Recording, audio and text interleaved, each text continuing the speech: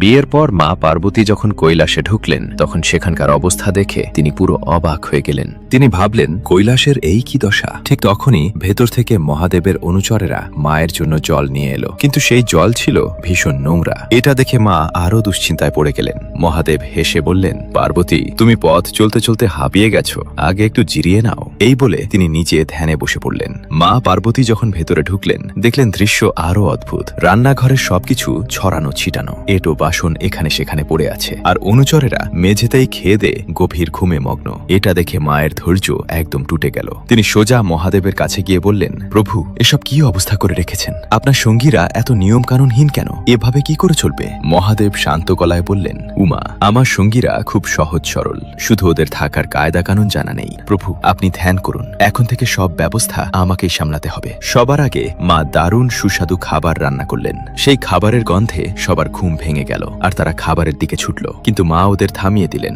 দাঁড়াও, আগে এই ঘর পরিষ্কার করো, স্নান করো, তারপর আমরা মহাদেবের পুজো করব, তবেই খাবার মিলবে। মায়ের আদেশ শোনা মাত্রই সবাই সাফাইয়ের কাজে লেগে পড়ল, স্নান করে ফিরল আর সবাই মিলে মহাদেবের পুজো করল। ঠিক তখনই মা ঘণ্টা বাজালেন। সেই ঘণ্টার পবিত্র আওয়াজ যখন চারদিকে ছড়িয়ে পড়ল, কৈলাসের দিকে এগিয়ে আসা তারকাসুরের সেনাবাহিনী নিমিষেই শেষ হয়ে গেল। কারণ যেখানে পুজোর ঘণ্টা বাজে সেখানে কোনো মন্দ শক্তি আসতেই পারে না। তখন থেকেই মা গৌরীর নাম হলো মা চন্দ্রঘণ্টা।